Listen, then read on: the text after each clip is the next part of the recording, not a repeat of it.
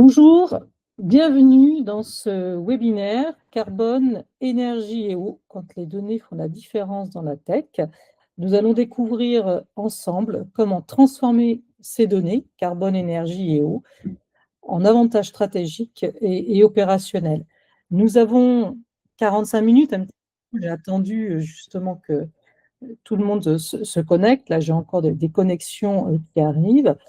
Euh, pour rapidement revenir sur l'agenda, donc nous avons 45 minutes devant nous. Il y aura un premier temps qui va porter sur les perspectives des acteurs IT et des enjeux à court et à moyen terme de l'écosystème de l'IT, plus particulièrement sur la thématique carbone, énergie et eau. Je vous ferai une démonstration rapide de notre ESG Tech Data Platform, donc comment, à travers les données que nous avons compilées maintenant depuis pratiquement 4 ans, vous pouvez en tirer parti de manière très, très opérationnelle et justement, on verra à travers de retours d'expérience de clients quels sont les ROI qu'on peut en tirer et comment on peut l'exploiter, que ce soit des ROI quantitatifs, mais aussi qualitatifs. Donc, on verra les deux dimensions. J'ai sélectionné 4 thématiques, la contribution au bilan carbone et au référencement de fournisseurs, la réponse au volet RSE des appels d'offres, ce qui peut se voir d'ailleurs d'un côté sell-side comme buy-side, et le challenge du roadmap ESG ainsi que l'analyse concurrentielle et l'argumentation. Alors, vos micros sont coupés pour que ça facilite les échanges, mais n'hésitez pas à poser vos questions dans l'espace de chat. Soit je répondrai en temps réel. Alors, je suis toute seule à la manip, donc c'est peut-être pas toujours évident, mais ça peut se faire, ou sinon on accordera un petit temps de session à la fin. J'avais prévu une petite dizaine de minutes justement pour répondre en séance aux questions que vous me poserez à travers ce qui aura été exposé. Alors, très rapidement, quelles sont aujourd'hui les perspectives et les enjeux des acteurs de l'IT, que ce soit des opérateurs de centres de données, des opérateurs de cloud, entreprises de services du numérique, fabricants de matériel, des processeurs vraiment au hardware, même grand public, et les éditeurs de logiciels. Sur cette thématique-là, je vais vous redonner quelques données dont vous connaissez sans doute, bien entendu, parce qu'elles sont largement communiquées, mais aussi ça va vous donner une autre peut-être perspective à travers notre approche en tant qu'analyste de marché autour de cette thématique. Alors, le contexte est celui que vous connaissez, le numérique est intégré dans toutes les activités, les processus, les services des organisations. Moi, je vois passer certaines données, je pense, qui sont souvent sous-évaluées du fait de sa dissémination partout dans toutes nos activités du quotidien et dans tous les secteurs d'activité. Il fait face à des enjeux environnementaux, sociétaux et de résilience croissante. J'ai souligné ce terme résilience, on va le voir, car il revient à plusieurs reprises. Il faut mettre vraiment ce terme de résilience en regard de la notion de durabilité vraiment au sens de la résilience d'une organisation. Et aussi sur le sujet de la souveraineté des États. Dès lors qu'on travaille pour un État, on va être concerné, donc un prestataire qui travaille pour une administration, par exemple centrale, va être concerné par les enjeux de l'État et au plus loin, en fait, des nations aussi, notamment dans son autonomie et son indépendance. Certains enjeux dans le numérique font appel à des KPI qui sont très spécifiques et pour lesquels aujourd'hui des standards, notamment d'évaluation, manquent. Ça, c'est un vrai enjeu, même s'ils sont en cours de se constituer. Il y a un certain nombre d'initiatives à travers des référentiels, notamment, qui émergent, mais qui manquent de validation et au niveau international. Et puis, des données font défaut pour évaluer et apprécier ces KPI, comparés notamment sur le domaine base des acteurs de cet écosystème-là. Et on est confronté, bien entendu, depuis 30 à 35 ans que je travaille dans la tech, à une évaluation très rapide des innovations. C'est le cas pour l'intelligence artificielle, certes, mais aussi toujours le cloud, le calcul haute performance, d'autres domaines. Et le manque de cadre normatif, comme je viens d'indiquer, complexifie grandement les exercices d'appréciation. Néanmoins, on peut avancer, il y a différentes approches. Nous, on est plutôt sur une approche, on va dire, bottom-up, de vue d'ensemble, et en donnant certains éléments et certaines données de cette vue d'ensemble, ça permet aussi de conforter, de valider d'ajuster des prises de décision pour pouvoir prendre des décisions de manière plus éclairée, ce qui est vraiment notre rôle.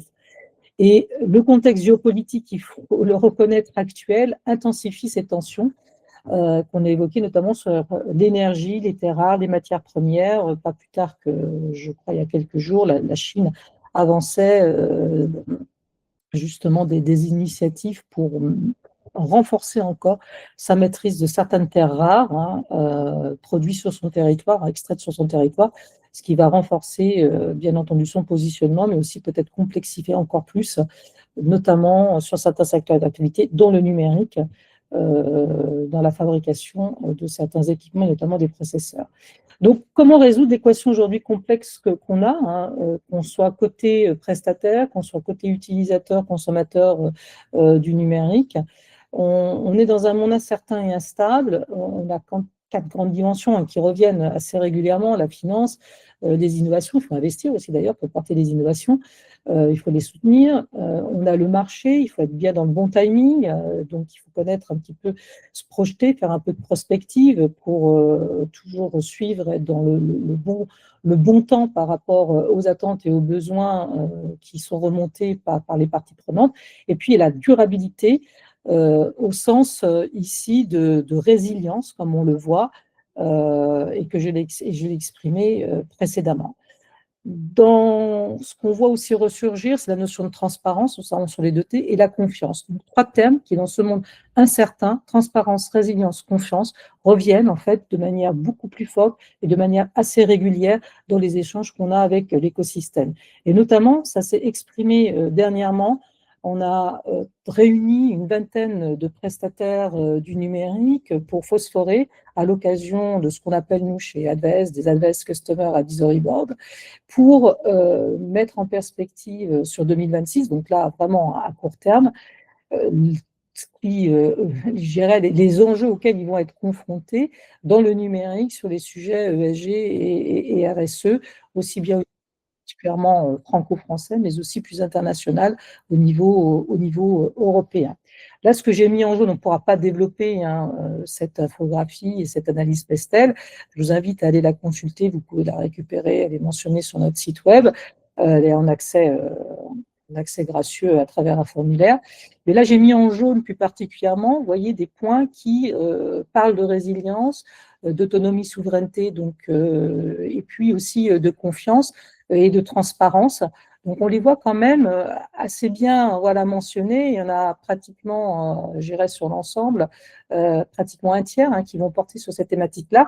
Et puis, j'ai mis en rouge, rose, la RSE comme levier de création de valeur. C'est-à-dire qu'on tire parti de ces leviers environnementaux, sociétaux de gouvernance pour créer de la valeur au niveau de l'entreprise. Donc ça, c'est de plus en plus aussi d'organisations, pas qu'uniquement dans la tech, hein, qui le mettent en avant, mais on le voit avancer dans la tech. Si on regarde plus particulièrement le pilier environnemental, et ce numérique et l'environnement, vous avez quelques chiffres que vous connaissez, que j'ai rappelés ici. Enfin, je vais juste porter votre attention sur la croissance. On va revenir, hein, sur les évolutions, parce que les chiffres, on essaie de les reconstituer. Il y a des institutions au niveau des États, hein, qui travaillent dessus, l'ARCEP en France, l'ADEME, au niveau américain aussi l'International Energy Agency, des associations. Dernièrement, le Shift Project a sorti son rapport sur l'IA et la consommation énergétique au niveau des data centers. Donc, c'est surtout la dynamique en fait, qu'il y a. Le secteur du numérique est l'un des seuls secteurs industriels sur lesquels, notamment, la consommation en énergie, les émissions de gaz à effet de serre, la consommation en eau ne décroît pas ou ne se stabilise pas. Donc, on est dans une vraie dynamique et surtout, c'est que la dynamique est très forte. Donc, comment aujourd'hui l'enjeu est de la contenir, donc de réduire les impacts, sachant que l'ambivalence qu'il y a, c'est que le numérique aussi contribue pour certains secteurs d'activité à réduire leurs propres impacts. Donc, il y a un équilibre à trouver qui est difficile aujourd'hui, on ne se le cache pas. La réglementation a un effet de levier, certes, et permet d'agir, hein, sous la contrainte, quelque part, on va dire, et on va voir que ça peut irradier en fonction des demandes des clients, mais aussi des demandes des fournisseurs, des investisseurs qui ont un prisme un petit peu différent sur le sujet. Je vois aussi de plus en plus maintenant les assurances, hein, donc qui les compagnies d'assurance, hein, qui aussi, par rapport au risque climatique, vont peut-être mettre, ça peut aller jusqu'au veto, ne pas soutenir, ne pas assurer certains projets s'ils n'ont pas une garantie en termes de résilience, justement, et de durabilité. Donc ça, c'est un contexte un peu général qu'on retrouve dans tous les secteurs d'activité, mais qui, sur certains points, va être amplifié dans le domaine du numérique. Alors, je vous rappelle, hein, n'hésitez pas déjà à poser des questions dans le chat, hein, si besoin, et je répondrai soit en séance, soit après à la fin, comme je l'évoquais, pour les 10 minutes qui nous resteront. Alors, depuis pratiquement 3 ans, chez Advaes, on suit ce que font les acteurs du numérique sur cette thématique-là. Et donc, on a une approche, comme je l'ai dit, autonome. On regarde ce qu'ils font au niveau corporate, ne serait-ce que parce que les données à disposition, souvent, sont au niveau corporate. Et l'idée, c'est de comprendre comment, quelque part, bien sûr, ils vont aider d'autres secteurs de l'industrie à mieux je dirais, réduire leurs émissions de gaz à effet de serre, leur consommation énergétique, l'eau, enfin agir sur ces piliers, le pilier E de l'ESG, hein, et le réduire et avoir un moindre impact, mais comment ils s'appliquent aussi à eux-mêmes de bonnes pratiques. Donc c'est un peu l'histoire du cordonnier bien chaussé. Et pour cela, il faut comprendre déjà comment eux-mêmes, comment leurs résultats évoluent dans le temps. Donc, l'année dernière, on a sorti pour la première fois, mais c'est toujours extrait de notre base de données, hein, vous allez voir, et là, on est en train de mettre à jour les données 2024. En fait, on est toujours un petit peu en décalage parce que les données qu'ils reportent dans leurs documents officiels, notamment le rapport extra-financier pour ceux qui en publient, ça peut être aussi des rapports volontaires, donc on a ces informations en décalage. C'est-à-dire que si l'exercice aujourd'hui N, donc les données vont porter sur N-1. Donc, on a toujours une petite année de décalage. Le gros des rapports sont communiqués pour 80% à partir de la mi-année, on va dire. Donc, on a un travail de mise à jour qui démarre en général mi-année jusqu'à la fin de l'année en regard de l'année précédente. Juste un zoom, c'est intéressant de voir déjà comment ces prestataires, aussi au niveau de la transparence, hein, ils communiquent sur leurs données. Et l'année dernière, donc on en avait analysé 90, donc des grands, hein, qui ont un scope international, hein, notamment des GAFAM, entre autres, d'autres qui vont avoir, ils sont plus franco-français ou européens, donc on va avoir un petit peu un spectre assez large, et on essaye d'être représentatif dans les activités présentent les activités, c'est-à-dire qu'opérateurs, soit ils opèrent des centres de données, soit ils sont des opérateurs de cloud qui peuvent avoir aussi des centres de données en propre et des hébergeurs, des entreprises de services du numérique, des éditeurs de logiciels, des fabricants de hardware et de processeurs. Donc, on essaye d'avoir un panachage, au moins sur ces 90. Là, ce qu'on voit, c'est qu'il faut qu'ils aient une présence en France et qu'ils peuvent, donc, comme je l'ai dit, avoir un périmètre local et ou international et qui communiquent des données. Donc là, ici, c'est sur la consommation énergétique. Donc là, sur ce thème consommation énergétique, 90 des prestataires analysés étaient dans le top, 70% étaient dans le top 20 mondial et 85% étaient dans le top 20 France. Donc on a aussi une exhaustivité qui est importante. Et on a fait tout un travail pour se dire, mais comment on va estimer, parce qu'on a des périmètres qui ne sont pas les mêmes, on a aussi des compilations de données, on va dire, qui ne sont pas sur des périmètres équivalents, qui ne s'appuient pas sur les mêmes méthodologies d'évaluation. Donc, à la sortie, ce qu'on a décidé, c'est que l'indicateur le plus fiable, entre guillemets, du moins le plus stable, est l'intensité. Donc là, ici, l'intensité énergétique, parce qu'aussi ces acteurs ont des activités qui évoluent, donc prendre en valeur absolue leur consommation énergétique parfois n'a pas tout à fait de sens, puisqu'il y a un transfert, il peut y avoir un transfert si on externise par exemple des ressources, je pense si on recourt à du service de cloud computing, on va externaliser nous en tant qu'entreprise utilisatrice finale ces ressources-là vers un tiers qui est l'opérateur de cloud. Donc il va y avoir un transfert aussi des consommations, des émissions de gaz à effet de serre, et c'est lui qui va porter en fait je dirais, ce qui n'est plus chez nous, mais ce qui est chez lui. Donc, il fallait ramener aussi à la croissance de l'activité de ces sociétés. Donc, ce ratio, donc l'intensité qui est la consommation énergétique ou les émissions de gaz à effet de serre ou la consommation annuelle ramenée au chiffre d'affaires nous semblait le plus pertinent. Et après, ce qu'on a regardé, c'est surtout les progrès, c'est comment ça évolue dans le temps. Donc, nous, on a choisi 3 années parce qu'on s'est rendu compte qu'on si on ne le faisait que d'une année sur l'autre, il y avait des pics, il y avait certains acteurs qui avaient une décroissance forte, puis d'un seul coup qui stabilisaient ou qui remontaient. Donc, l'idée, c'est de lisser, de regarder sur une durée un peu plus longue. Au-delà, c'était compliqué parce qu'on n'avait pas obligatoirement les données. Donc, ces 3 ans, 2021-2023, nous ont paru le plus juste. Et là, qu'est-ce qu'on voit? Donc là, comme je l'ai dit, on est en train de mettre à jour les données. C'est qu'on a fait un travail déjà, on a ces 90 sociétés, 58%, donc ça en fait 52 en nombre, avaient des données sur les 3 ans, parce qu'aussi il faut pouvoir avoir la donnée pour la travailler. Donc ça montre ici le degré de transparence en fait sur ce sujet de la consommation énergétique uniquement. Quand on a mis ces 52 sur les 3 ans, on a agrégé, on a fait la somme de la consommation énergétique de ces 52 prestataires analysés, et vous voyez en fait sur le graphique l'évolution en fait dans le temps entre 2021 et 2023 de cette croissance énergétique. Donc en valeur absolue, il y a eu 18,5% de croissance sur cette période-là. En moyenne, 8,9% de croissance. Donc, ce sont des chiffres qu'on va retrouver dans les autres analyses qui ont été publiées dernièrement. Après la tendance se projeter en tendanciel pour dire à 2030, 2060 carrément qu'est-ce que sera, c'est un exercice quand même assez compliqué dans notre métier, car la technologie va très très vite, il peut y avoir des effets de levier très forts et qui peuvent changer radicalement la donne. Néanmoins, là aujourd'hui, on voit que c'est difficile à contenir. Et quand on regarde de manière un petit peu plus, je dirais, on zoome un peu plus par des sous-segments, on voit qu'il y a des sous-segments, donc les ESN, les éditeurs de logiciels, qui ont un petit peu mieux contenu leur consommation énergétique. Alors peut-être que dans le périmètre, ils n'intégraient pas tout dans la chaîne de valeur, que aussi les fabricants de matériel et de processeurs donc, ont stabilisé. Donc les premiers ont plutôt réduit et les autres ont plutôt stabilisé, fabricants de matériel. Les opérateurs en revanche, data center, fournisseurs de cloud public et opérateurs de télécom, eux, en revanche, ont augmenté leur consommation énergétique sur cette période 2021-2023. Là, aujourd'hui, j'ai fait un zoom rapide, parce qu'on est en train de mettre à jour, mais sur une cinquantaine qu'on a analysé, on est entre 2023 et 2024 autour de 13% de croissance annuelle. Donc, on est toujours sur une tendance à la hausse en termes de consommation énergétique sur l'ensemble des acteurs de l'écosystème, les 50, grosso modo, qu'on a analysés. On va sortir un rapport, je pense, fin novembre, début décembre, qui mettra à jour doucement ces données 2024. Quand on zoome sur la partie émissions de gaz à effet de serre, on a fait un exercice à peu près similaire.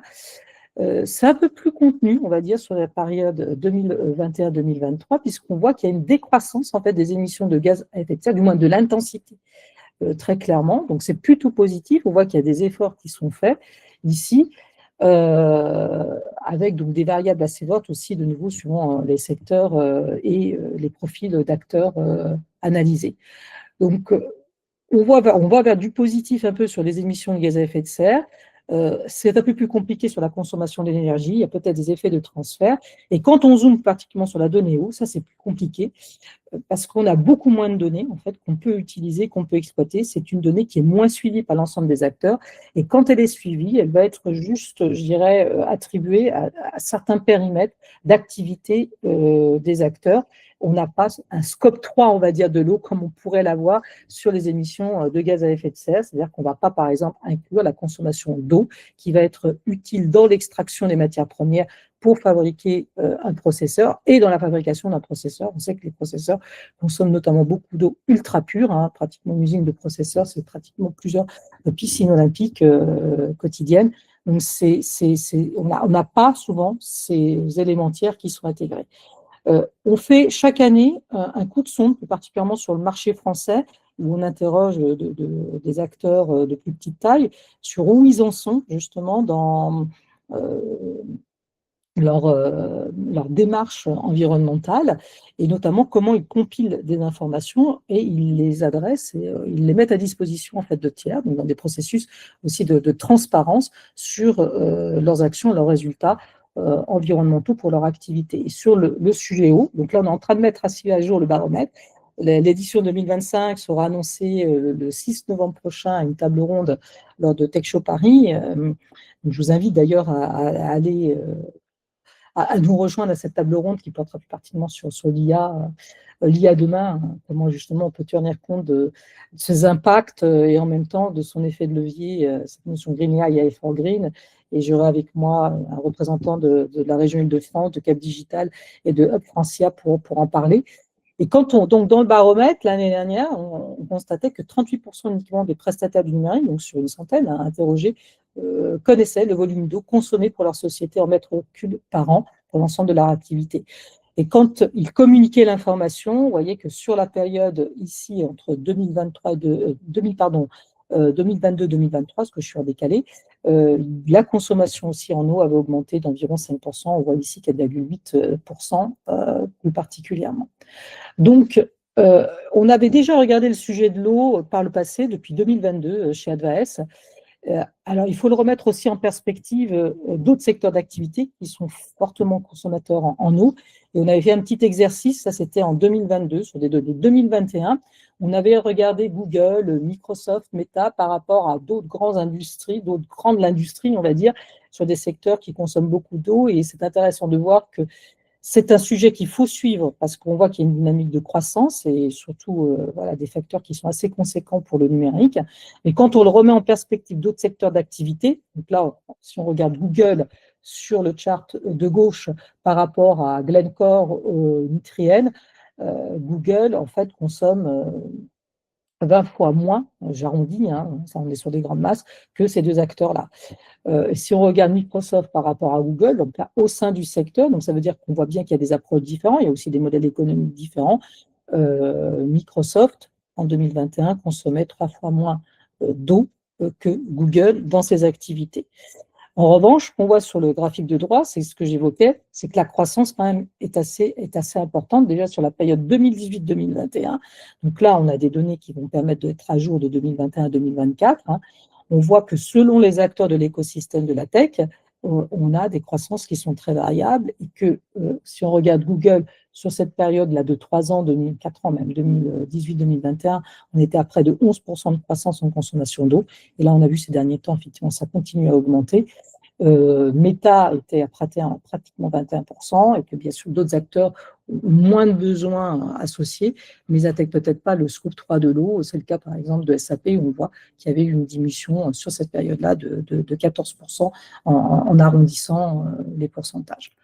Donc c'est un vrai sujet aujourd'hui, cette remontée de données, d'informations sur les acteurs de la tech, mais qui, vous allez voir, peuvent être utilisés et exploités de différentes manières. Alors là, je vais partager, j'espère que ça ne va pas trop bouger, je vais changer, je vais shifter pour vous montrer ce qu'on peut faire avec notre base de données, parce que tout ce que je vous ai exposé ici est compilé quelque part dans une boîte, hein, qui est notre ESG Intake Data Platform, et qui peut être utilisé de différentes manières. Donc, nous, on l'utilise pour suivre, vous voyez, dans des analyses, des insights, des temps forts, pour faire des classements aussi en regard. Donc là, on avait publié les premiers classements l'année dernière. Donc là, on va revenir dessus d'ici la fin de l'année.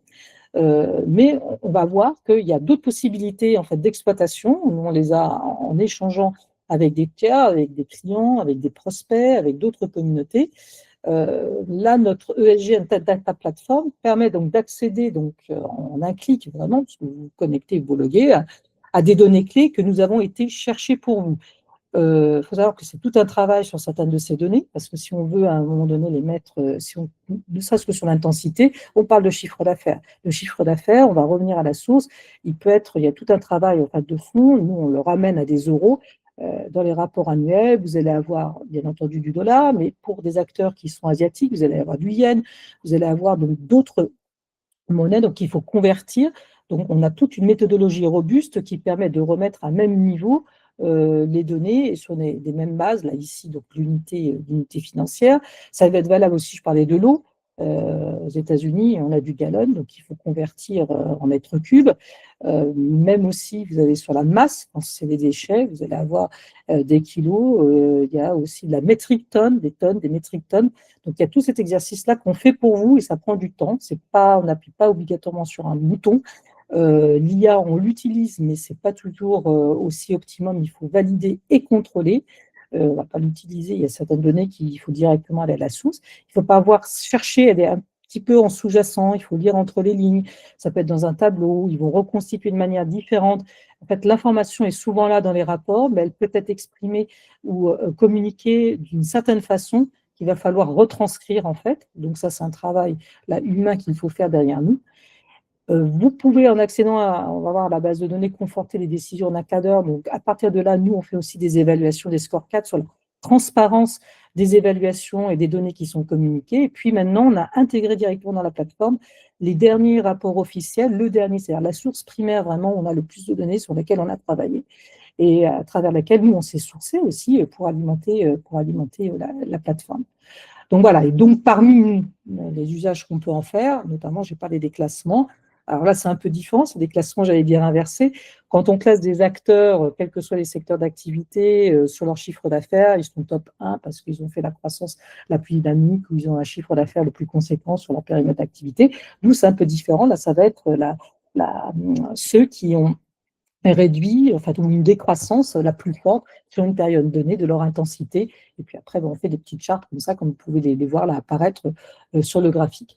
Donc là, je vais basculer sur notre plateforme. Donc j'espère que vous la voyez bien. Donc là, je me suis déjà loguée ici. Donc vous arrivez en fait sur un espace où on explique comment vous allez travailler. Donc, vous pouvez sélectionner 1 à 5 prestataires. On a une liste ici de prestataires.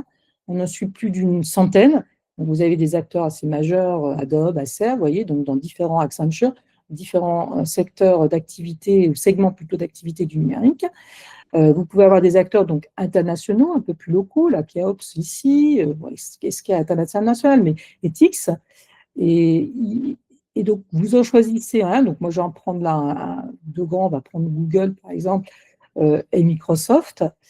Donc là, je les ai sélectionnés et je vois qu'à gauche, j'ai déverrouillé. Vous n'avez peut-être pas fait attention, mais là, les petites images sont passées en orange. Et je peux avoir, donc là, ici, en un clin d'œil, déjà la notation que nous, on a donnée, l'évaluation qu'on a donnée sur la transparence, sur notamment cette grande thématique que vous voyez apparaître ici. Et vous avez des informations qu'on délivre plus particulièrement sur chacun de ces acteurs, là où on a vu qu'il y avait des spécificités sur ces, par exemple, sur la consommation en eau, les déchets, ou parfois quand on n'a pas d'informations, donc on les délivre ici, vous les avez synthétisés dans cette interface-là. Donc là, ici, on les a mises à jour dernièrement, 2025. Ça porte sur les données, bien sûr, comme je l'ai dit, en décalé 2024. Et là, vous voyez la note, en fait, globale, qui est sur 5, les sur 5 qu'on a donné, et avec là où ils ont, plus particulièrement, ils sont bons, un peu moins bons, où il y a des progrès, j'allais dire, qui pourraient être faits en fonction de la moyenne aussi des autres acteurs, de ce que les autres acteurs font sur le marché. Donc ça, c'est une vue un petit peu générale qui est déjà manipulée de notre côté, mais après, vous pouvez aller plus dans le détail. Donc là, plus dans le détail, là, je suis partie sur les émissions de gaz à effet de serre et on a ramené dans un tableau synthétique l'intensité carbone sur le location base, sur les 3 scopes ici, là, juste sur le scope 1 et 2, par million d'euros de chiffre d'affaires, par employé, par mégawattheure. Donc là, on a ramené en fait un ratio un peu différent sur la consommation énergétique. La part effectivement du scope 3 dans le total des émissions de gaz à effet de serre, donc tel qu'ils le déclarent, donc là c'est dans leur rapport officiel qui pour certains sont audités, donc c'est notre source, c'est une source relativement effectivement fiable. Et puis comme ça, donc vous pouvez, alors après à la volée, vous pouvez rajouter un autre acteur. Je ne sais pas si ici je peux prendre, alors c'est pas tout à fait, je dirais, comparable. On va prendre OVH par exemple, OVH Cloud. Voilà. Et donc, en temps réel, vous pouvez avoir une comparaison avec OVH Cloud. Si vous voulez aller plus finement, acteur par acteur, là, je vais tout décocher. Vous avez un détail plus fin. Donc là, on a depuis 2017 la compilation des émissions de gaz à effet de serre déclarées par Microsoft. Si d'une année sur l'autre, ils ont modifié leur périmètre, je dirais, on le notifie, hein, leur périmètre de calcul et d'évaluation, on va remettre à jour de manière antérieure les informations associées. Donc là, on descend beaucoup plus finement, location base, market base, au niveau de la ventilation du scope 3, et on va retrouver ici les intensités, là, par million d'euros de chiffre d'affaires, en location base, sur la partie du scope, tous les 3 scopes, et là, uniquement le scope 1 et 2, le tableau, les données que vous aviez dans le tableau synthétique tout à l'heure présenté et qu'on retrouve ici dans ce tableau-là. On fait de même sur la partie des énergies. Vous retrouvez ici la consommation. Donc là, on voit la croissance sur cet acteur-là. La consommation en eau. Alors là, il y a tout un détail. Il y a ici la consommation en eau. On va avoir l'usage de l'eau. Donc là, il n'y a pas d'information. Si on n'a pas de données, c'est qu'il n'y a pas d'information communiquée par la société. Toutes les petites nuances qu'on a en fait sur l'eau aussi, là, c'est withdrawal et ce qui va être ramené, en fait, reversé à la source. Ici, et de nouveau, on a des intensités qui sont calculées, là, plus particulièrement sur les données relatives à l'eau. On fait la même chose sur les déchets. Voilà. Et on fait, après, on compile certaines informations sur les pratiques IT internes, notamment plus particulièrement sur la durée de vie des équipements. On n'a pas ici sur la partie mobile.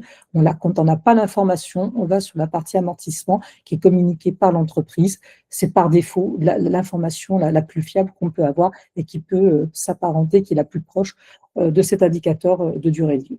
On a des indicateurs plus spécifiques sur les data centers. Donc, on a fait toute une section ici sur les data centers, leurs pratiques au niveau mondial, un petit peu, c'est la vue, la stratégie globale. Et après, les indicateurs plus spécifiques, PUE, WUE, CUE, le REF, en fait, qui sont communiqués. C'est du déclaratif, mais ça permet déjà d'avoir un peu des éléments, même si c'est du by design, donc ce n'est pas souvent la réalité en fait, qu'on va retrouver sur le terrain, mais ça permet de même de voir quand même les progrès, comment ils se situent par rapport aux acteurs, même par rapport aux objectifs qui sont fixés sur ces indicateurs-là. Et on met en avant, donc je ne vais pas pouvoir tout développer parce que je ne vais pas prendre trop de temps sur la plateforme, hein, mais aussi les systèmes de refroidissement qui sont utilisés. Et là, on fait un petit zoom sur la France, donc là où sont situés donc, les data centers en France quand ils en ont. Donc, Microsoft en a pas en propre, mais à travers des partenaires.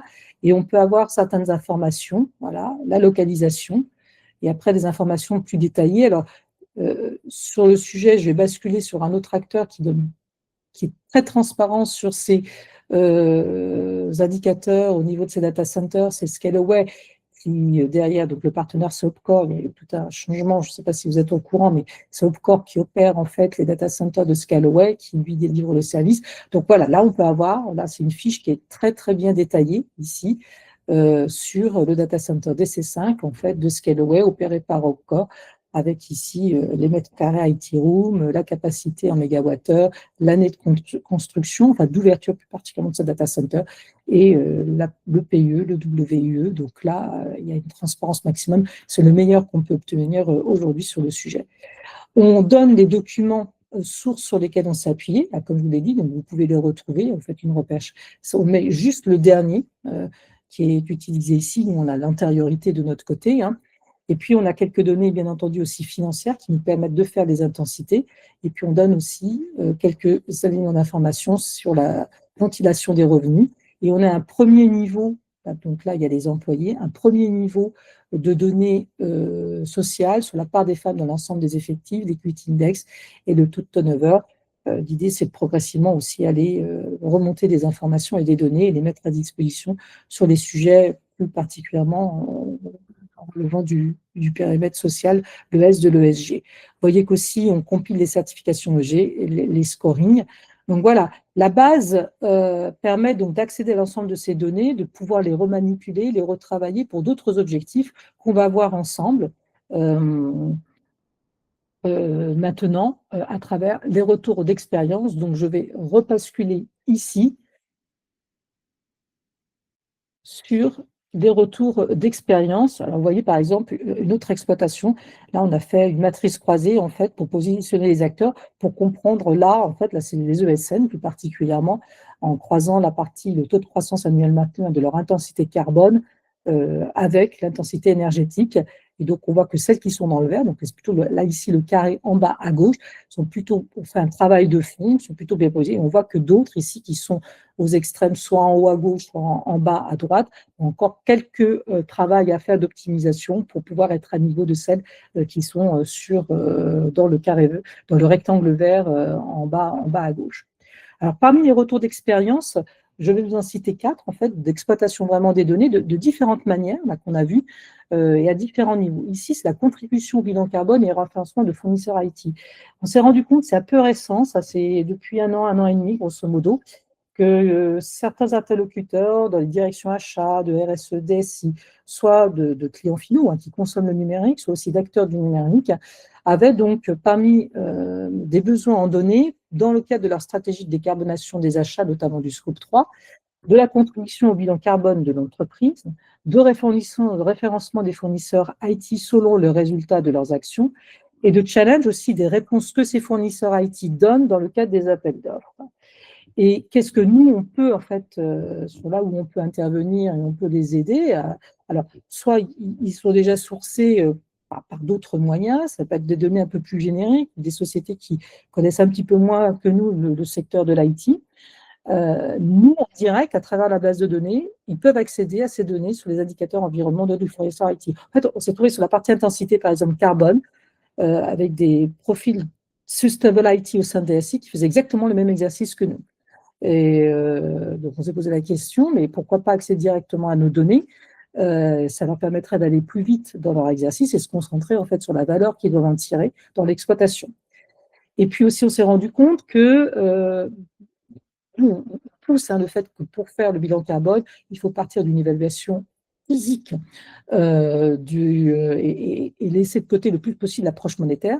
Mais en l'état et en manque de données, l'approche monétaire va venir compléter et peut venir aussi challenger, donner à un moment donné une vue d'ensemble qui va prendre du temps à avoir si on fait par l'approche physique. Donc, les approches monétaires, en fait, viennent en complément des approches physiques pour le bilan carbone. Et notre travail, à travers cette plateforme de données, à travers nos données, peut permettre justement d'alimenter cette approche monétaire. Bien sûr, l'évaluation des actions dans le temps des fournisseurs de l'IT, on l'a vu, hein, on voit qu'on a des données même depuis 2017, et puis on peut l'assujettir de recommandations. Donc ça, là, très rapidement, on a des données qui sont actionnables, qu'on met à jour, donc on a un suivi à travers une méthodologie qui est robuste. On est en veille permanente, je ne vous ai pas montré dans la plateforme, mais il y a tout un espace de veille. Ensuite, depuis un an, les acteurs, on a une veille en continu avec aussi une laine de veille qui est associée.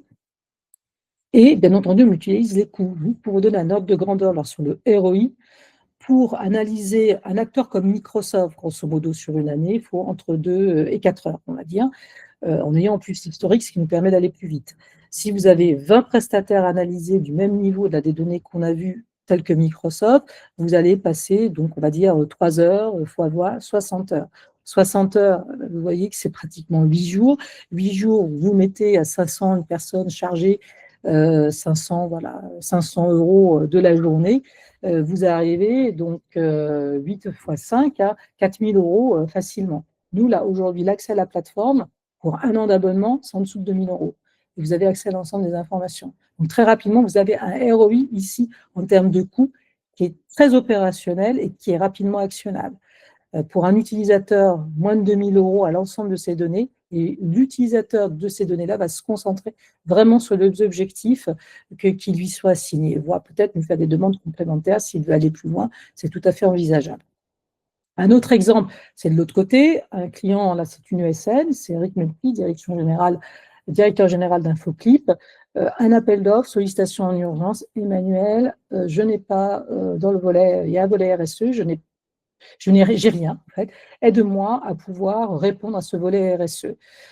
Donc, c'est une mission très rapide et justement, notre plateforme de données nous a permis d'objectiver un certain nombre d'informations et de narratifs dans le volet RSE avec des données, notamment des données sur la concurrence 7, mais aussi dans le cadre de la réponse, Infoclip avait des partenaires, opérateurs de centres de données, fabricants de matériel, et sur le volet tant bien que environnemental que sociétal, notamment sur la part des femmes, par exemple, j'ai dit, mais fais valoir ce que font tes partenaires, puisqu'ils sont a priori et plutôt bons sur ce sujet-là, au-dessus en fait de la moyenne qu'on retrouve sur le marché.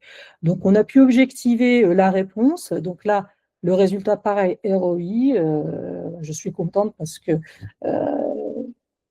Eric Melki, avec Infoclip, ont obtenu la note maximum en fait, sur ce volet RSE. Alors, je ne sais pas si c'était une note sur 10 ou sur 20, enfin bon, 10 sur 10 ou 20 sur 20, ce qui lui a permis de gagner des points par rapport à la concurrence, au moins sur cette partie, sur ce volet-là. Certes, qui comptait ici pour 10% de la note uniquement du contrat, enfin de l'appel d'offres final, mais qui parfois sur d'autres appels d'offres peuvent monter jusqu'à 35%, et notamment ça a été le cas pour Bleu, qui est un opérateur de cloud public souverain et de confiance, qui, dans un appel d'offres, en fait, donc, s'est trouvé confronté à un volet RSE à la hauteur de 35% et qui a décidé que la RSE était un sujet stratégique pour l'ensemble de l'entreprise, du fait parce que c'était un volet aussi stratégique pour ses clients. Donc, l'idée, c'était de mettre en place une roadmap ESG. C'est un acteur tout jeune. Donc, dès qu'il s'est créé, cette roadmap et cette stratégie RSE a été validée, a été confortée. Et nous, là, ils nous ont sollicité pour avoir un avis critique, pour nous dire plus particulièrement qu'est-ce que tu en penses, Emmanuel, qu'est-ce que ADVS en pense par rapport à ce que vous voyez, aux autres acteurs de l'écosystème, à nos concurrents. Donc là, on a travaillé plutôt sur un coup pareil, une mission assez courte. On a donné notre regard externe, neutre et indépendant, par rapport à la thématique, et aussi on l'a confronté avec des données qu'on pouvait avoir sur la concurrence, des données publiques certes, mais qui étaient très rapidement accessibles à travers la plateforme de données. Donc ces données complémentaires ont permis donc d'ajuster certains éléments, mais surtout de les conforter. Donc là, on a plutôt un ROI qualitatif avec donc des recommandations d'ajustement et une décision qui a été confortée sur les objectifs de RSE pris dans le cadre de cette roadmap. Et pour terminer, voilà un autre exercice qui est plutôt de l'analyse concurrentielle. Là, c'est au niveau des équipes commerciales. On a travaillé avec Orange Business. Bon, Orange Business, et au niveau du groupe Orange plus largement, le sujet du développement durable est stratégique pour l'entreprise. Et l'idée ici, c'est d'enrôler les forces commerciales et les aider à valoriser les points positifs en fait de Orange Business et de certaines offres par rapport à la concurrence. Donc, on a aidé des équipes de Flora, à la direction marketing d'Orange Business, particulièrement dans l'entité qui s'appelle Digital Services, qui couvre certaines offres, notamment des offres de cloud, des services de cloud. Et l'idée, c'était de produire un rapport synthétique prêt à être diffusé en interne. Là, ici, c'était les opérateurs de centres de data center concurrents au niveau plutôt régional, donc quand je dis régional au niveau France, mais aussi au niveau européen, sur les pays où où est situé Orange Business, notamment dans les pays nordiques, sur la thématique, pour que quelque part, ils aient tout de suite à leur disposition des informations qui, quand ils vont être amenés à argumenter en amont en prospection ou au moment d'un appel d'offres, de pouvoir les intégrer des données qui sont associées. Donc là, de la même façon, on a plutôt un ROI qui va être qualitatif sur la thématique. Voilà, j'ai fait à peu près le tour, on déborde un tout petit peu, mais pour ceux qui seront encore en ligne, moi je suis à votre disposition, vous pouvez me mettre vos questions sur le chat. Alors, j'en vois déjà une. Avez-vous les benchmarks des indicateurs CSRD dans l'outil aussi? Alors, j'avoue, est-ce qu'on peut préciser la question? C'est Yuaben qui, si c'est possible par écrit, de me le rementionner. Exactement quelle était l'idée derrière, parce que certains indicateurs sont dans les data points de la CSRD. La consommation énergétique, c'est un des data points de la CSRD, les émissions de gaz à effet de serre. En fait, nous, on analyse les rapports extra-financiers de ces acteurs-là. Et pour certains, pour ceux notamment qui ont une obligation réglementaire au niveau de l'Union européenne, à travers la CSRD, ils constituent, en fait, ils font partie des data points. Et nous, ce qu'on s'est vraiment concentré, c'est concentrer sur la donnée. Les data points pour lesquels on a une donnée qu'on peut objectiver. Donc, je ne sais pas si j'ai répondu complètement à la question. Est-ce que s'il y a d'autres éléments, moi je reste sinon à votre disposition en off après. Je vous partagerai le document. Là, normalement, c'est enregistré. J'espère qu'il n'y a pas eu de problème. J'essaierai de faire un petit montage. Et puis, je vous le partagerai. Et l'étape d'après, je reste à votre disposition pour travailler avec vous, je l'espère. Soit d'un côté pour venir alimenter la plateforme aussi, parce que c'est important si vous êtes prestataire, et puis d'autre côté aussi, et j'espère pouvoir travailler pour vous accompagner sur des missions telles que celles que je vous ai présentées, très opérationnelles. Voilà. Merci beaucoup. Je vous souhaite une… Ah, si, il y a une autre question. Votre plateforme contient-elle aussi des informations relatives à la trajectoire à venir des entreprises? Alors, on les avait mis au début de la plateforme, on l'a retiré. On a toujours… alors moi, voilà, c'est les objectifs 2030. Je pense que c'est ça que vous voulez évoquer. Mais en revanche, on a l'information. Voilà. On s'est reconcentré sur la plateforme, vraiment sur des données quantifiées. Là, c'est souvent du qualitatif. Alors, on en a Il y en a quelques-unes, voilà, les objectifs, par exemple, de net zéro, sous réserve de l'utilisation, mais par exemple 100% énergie renouvelable, on va avoir quelques-unes qui vont être actionnables dans la plateforme. Après, on a un autre narratif, mais on peut le construire sur demande en dehors de la plateforme. Oui, c'est ça, oui, oui, 2030. Donc, on avait une cellule, mais ça, on peut le travailler à côté sans problème parce qu'on a l'information, quoi. Voilà. Je vais être obligée de vous laisser parce qu'on a débordé un petit peu. Merci beaucoup pour votre écoute, pour votre temps et à bientôt sur ce sujet-là et bon progrès à vous tous. Au revoir, bonne journée.